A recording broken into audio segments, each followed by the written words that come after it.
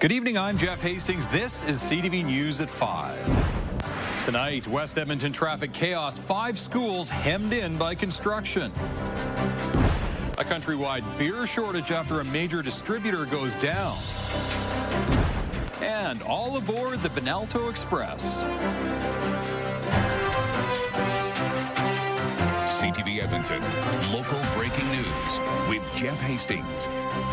Changes are coming after a slow week for drivers in the West End. While construction season continues citywide, one project on 95th Ave is tying up traffic near 5 different schools, frustrating parents and raising safety concerns for students. CTV's Jeremy Thompson reports.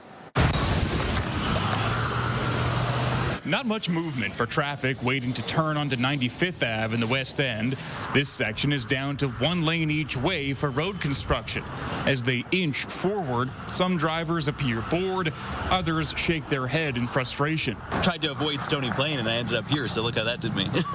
And good luck if you're behind a city bus. They can't pull over to pick up passengers, many of whom are students. It's always stressful trying to drop off and pick up, but with the extra closures, it's almost impossible. All the backup goes on for blocks and blocks. Creta LaRue is used to dropping her son off at school nearby, then taking 95th Ave to work in Terralosa. And it would be a less than a 10-minute commute. Now it's like 45 minutes, and I'm doing back alleys. I'm trying, and that's just insane. There are 5 schools close to all the construction, and parents looking to escape the traffic don't have many options. To the east and south, LRT construction is clogging up the usual arteries. At Dismissal, one student navigates a bike across gravel past barricades. Others ignore a closed crosswalk sign coming back from lunch, then make their way past a Peterbilt whose driver saw them coming. Angry drivers, frustrated drivers, and kids are vulnerable. An Edmonton Transit inspector was seen taking notes nearby. He told CTV off camera the city and school divisions would be meeting to discuss the situation. A city spokesperson confirms that meeting happened Thursday. ETS is working to reroute school special buses off the avenue and will update the schools on those changes. The regular buses will likely keep battling traffic. Construction is scheduled to wrap up before the winter.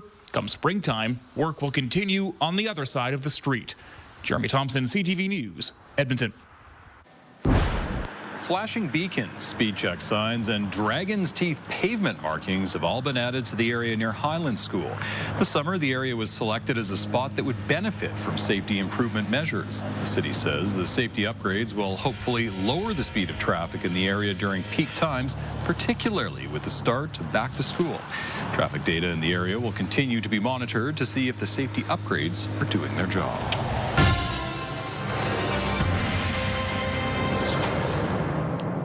A 12-year-old in Lethbridge has been charged with the attempted murder of his 7-year-old brother. Lethbridge police say the children's father called 911 last week after finding the younger boy with stab wounds.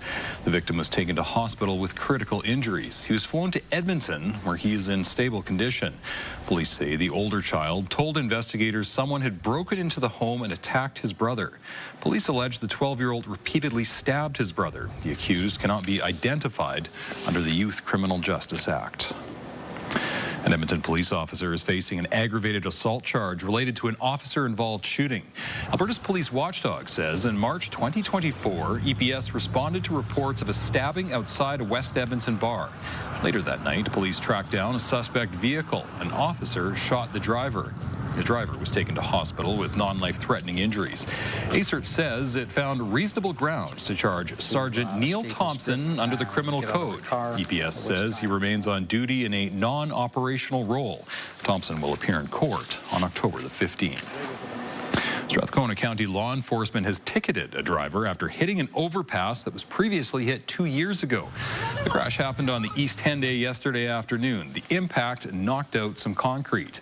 That's the same overpass where a semi with an excavator became stuck in 2023. It took the province nearly 2 years to fix the bridge at a cost of more than $2 million. In the 2023 crash, a 22-year-old driver was charged with 5 violations of Alberta's Traffic Safety Act and fined $3,000. The truck and excavator from yesterday's crash have already been removed and traffic is back to normal. The federal government says it will spend up to $5 billion to help sectors impacted by U.S. trade tariffs. First, to help businesses pivot to new products and markets. Secondly, to retrain and retain skills and production here in Canada. And thirdly, to make our businesses globally competitive. So businesses can use these funds to invest in the design of new products, to retool their plans to boost productivity, or to offset the costs of accessing new markets. A new policy will be in place by October to ensure the federal government buys from Canadian suppliers. Ottawa is also pausing its 2026 electric vehicle target and immediately starting a review of the EV mandate. There's also a new reskilling package to train 50,000 workers. Alberta's unemployment rate is the second highest in the country. Statistics Canada's August labour force survey shows the province's jobless number jumped to 8.4% last month. That's higher than the national rate of 7.1%. It's Alberta's highest non-pandemic year mark since 2017. The biggest job declines were in manufacturing and in wholesale and retail trade. Experts blame lower consumer confidence and continued trade uncertainty. The province's efforts to ban certain books from school libraries have led to increased traffic at some bookstores. In order to comply with the government order, Edmonton's public school division put together a list of more than 200 titles it planned to pull from shelves, including The Handmaid's Tale by Margaret Atwood. The initial order has been paused. Premier Daniel Smith says it's being rewritten to restrict only books with sexually explicit images, not literary classics. Bailey Books in St. Albert says a lot of its customers were angry about the book ban and the perception of censorship. I looked through the list of the banned books, and then I went and looked on our shelves to see which books that we had. A lot of them are already sold out because people have been coming in and asking for Margaret Atwood, asking for George Orwell. But I collected what we had that was on the list, and I put them out on display just so that people can be aware of what is at risk. Audrey's Books in Edmonton says its store has seen higher sales since the order was announced in July. Getting beer has been a challenge here and in other parts of the country this past week. If you walk into a bar and none of the draft lines have beer in them, that's bad news. Doyle's Pub found out last Thursday a beer order scheduled to arrive in time for the Labor Day long weekend wasn't coming. The problem, an outage with an online ordering system pubs and liquor stores rely on through Brewers Distributor Limited. Since many local pubs have been scrambling to find supply, turning to liquor stores, only to find beer scarce there, too. Right before you walked in, I was drafting an order to my liquor store, asking them, begging them for any beer that they might have on hand, because they, too, get their beer from BDL. Every liquor store in Alberta gets their beer from BDL. So this isn't just affecting small pubs, it's small pubs and basically every single business in Alberta and the Western Prairies that sells beer. Around noon today, the system came back online. Brewers Distributor Limited won't say what caused the outage, just that it was not because of a cyber attack. Still, it could take days for businesses like Doyle's Pub to replenish their stock. Connor McDavid is providing an update on his ongoing Oilers contract negotiations. It was day 2 of the Oilers' captain skate today ahead of the start of training camp. Edmonton's captain is still without a contract after this season. McDavid says all options are on the table, including a shorter-term deal. When you're trying to plan the next 3, 4, 6, 7, 9 years of your life, you don't just come up with, you don't just dream it up in one day. You know, you take your time. McDavid says he's confident the Oilers will continue their playoff trend. He says many of the new players this year are bringing an extra energy to the team, adding the team is focused on starting the season off strong this year. All right, Josh, a strong end to the week weather-wise.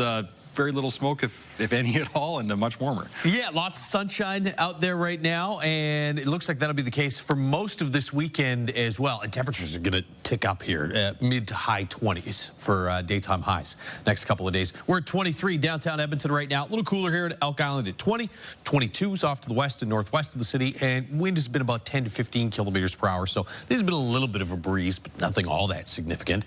23 degrees will likely end up as our daytime high, so 4 degrees warmer than average. It was a chilly start to the day, though. 5 degrees downtown, and we got within a degree or two of zero in outlying areas.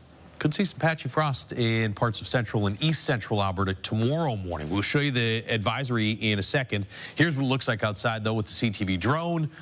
Yeah, blue skies, no clouds, really nothing going on in the skies out there. The smoke's all completely gone. Still a bit of a haze off to the west of the Edmonton region, but I don't think smoke's going to be a factor here in the city over the course of the next couple of days. Look, it's not just Edmonton. Almost everybody dealing with clear skies. And so after a coolish day today, and with those clear skies and light wind, east central and southeastern Alberta, you have a frost advisory. Temperatures will get around or just slightly below zero tomorrow morning. So there's a touch of patchy frost in a couple spots in central Alberta this morning. Could see a bit more of that in eastern Alberta tomorrow morning. We will not see frost here in the city, though. 7 degrees tomorrow morning and into the mid-20s in the afternoon. A high of about 25 or 26 under sunny skies. Even warmer Sunday. We'll show you that and the rest of the forecast in a couple minutes. Sounds great. Thanks, Josh. Coming up next, payoff for a local firefighter who spent a decade training to be the best of the best.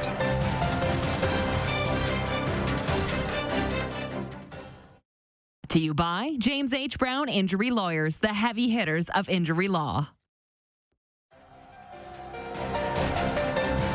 You're watching CTV News at 5. Being physically fit is a requirement for firefighters, but for one local first responder, just meeting that standard wasn't enough. As CTV's Dave Mitchell reports, he's a FireFit world record champion.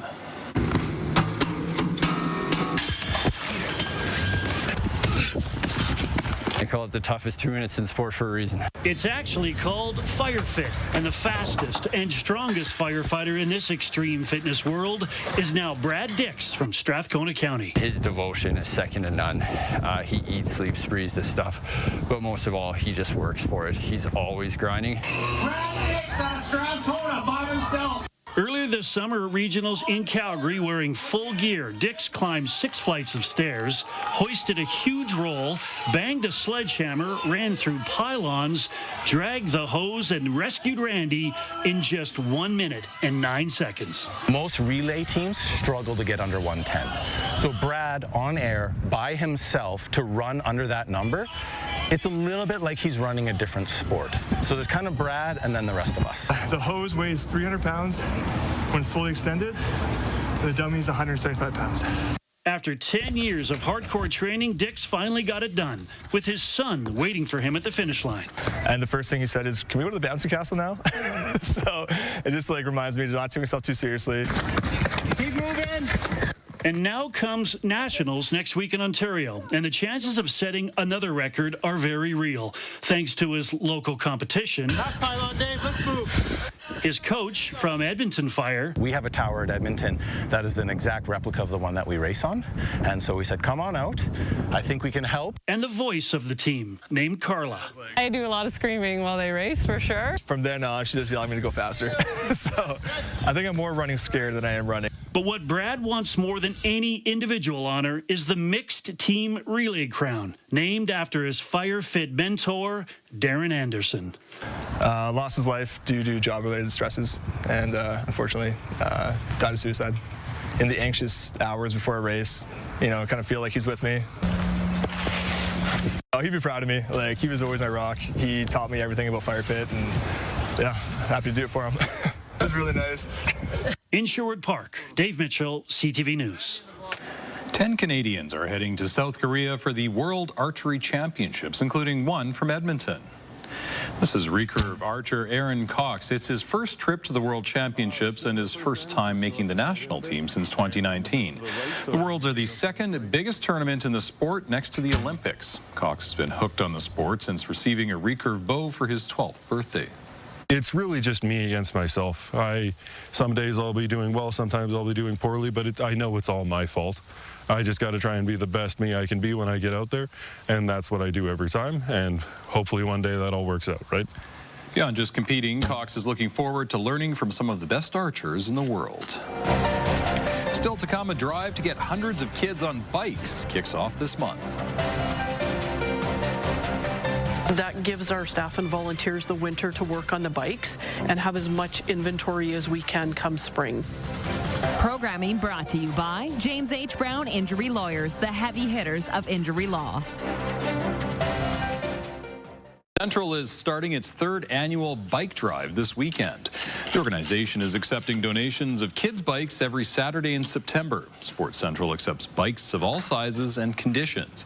Its biggest need is for bikes with 20 and 24-inch wheel sizes suitable for kids ages 6 to 12. Organizers hope to collect 1,000 bikes this month. That gives our staff and volunteers the winter to work on the bikes and have as much inventory as we can come spring. Because when spring hits, we give out between 300 and 400 bikes, so that inventory goes down pretty quickly, and the more inventory we have, the less the kids wait, and as we all know, kids don't like to wait very long. Donations can be made at 5 Fountain Tire locations, Bonnie Doon Centre and United Sport and Cycle every Saturday from 10 until 3. Tomorrow, Saturday, looks great for a bike ride. Yeah, Sunday looks pretty good too, and so does Monday, Tuesday, Wednesday, Thursday, Friday of next week. Lots of bike riding ahead. Temperatures are going to be above average for the next little while, and we'll see some warmer mornings as well. There's what it looks like through the Action Furnace River Valley Skycam. Action Furnace, fixed rider, it's free. 23 degrees right now in Edmonton, and blue skies. 22 to the south in Red Deer. Get temperatures in the 18-19 range in the east, but look at Jasper's up to 27. 25s in through the Peace Country right now. We'll be in that 25, 26 degree range tomorrow here in the city. Nothing going on the satellite map. Fairly clear skies. That'll be the case overnight tonight. Sunshine right through the day tomorrow. I think Sunday, there might be a little bit of thin cloud cover that slides through. I don't think we'll see any precipitation. Here and through western parts of the province, though, you might see a shower or thunderstorm bubble up late in the afternoon on Sunday. I think our best chance of seeing some showers, or the next best chance, probably comes Tuesday night into Wednesday. So until then, looks pretty dry. Now, as far as the smoke is concerned, it will linger in western and northwestern sections of Alberta. I don't think it'll be a factor here in Edmonton until maybe late Sunday. Watch temperatures heat up, though, Saturday and Sunday. Look at these dark red areas starting to open up. So from Edmonton off to the east and southeast on Sunday, you have temperatures in many areas close to 30, in a couple spots in southeastern Alberta into the 30s. That heat's coming, but first you get one more really chilly morning in eastern Alberta. Temperatures dipping to around the freezing mark or slightly below, and so a frost advisory for all the areas there in purple. 5 degrees in Fort McMurray, 6 in Grand Prairie, but you can see Cold Lake, Lloydminster, Coronation, all right around or just slightly below zero. Here in the city, we'll wake up to temperatures around 7 degrees tomorrow morning. Again, outside the city, a little bit cooler, probably 3 or 4 tomorrow morning. 24s, 25s across the northeast. Little bit of patchy cloud cover, but more sun than cloud, I think, through those areas. You'll see a good amount of sunshine as well in Grand Prairie. 30 degrees for a daytime high. 28 in Jasper. Mid-20s. Red Deer, Coronation. Low to mid-20s in Lloydminster. Here in Edmonton, light wind, lots of sunshine in the forecast right through the day tomorrow. Cool start at 7 degrees, but up to 20 by lunchtime, and a high of around 25 or 26 tomorrow afternoon. Sunday, Monday, Tuesday, I have temperatures 27s, 28s. I mean, anywhere between 25 and 29 for daytime highs looks pretty reasonable. So we've adjusted this upwards a little bit. Still more sun than cloud on Sunday. We'll see a little bit of cloud cover on Monday, and then Tuesday, possibly into the overnight period or early Wednesday morning. That would be the next chance at seeing some showers. And at this point, it's only about a 30% probability. And behind those showers, temperatures really don't drop all that much. We go from the mid to upper 20s to the low to mid 20s for daytime highs, middle to the end of next week. So right through to the middle of September, temperatures are above average. 19 is the average daytime high. Sunday, Monday, looks like we'll be close to 10 degrees above average. Looks great. Thank you, Josh. A retailer reopening has been delayed for a third time. And says the Zellers store will now open in October. It did not provide a date. Zellers is taking over the former Hudson's Bay location. It was supposed to open August 29th, which was then pushed back to Labor Day. Dozens of people lined up for the opening Monday, but were eventually turned away by mall security. When we return, making tracks, a man transforms a field into a working train ride to raise money for the stollery. It took me about 2 weeks to get enough courage to tell my wife that this is the dream that I had. CTV News at 5 continues.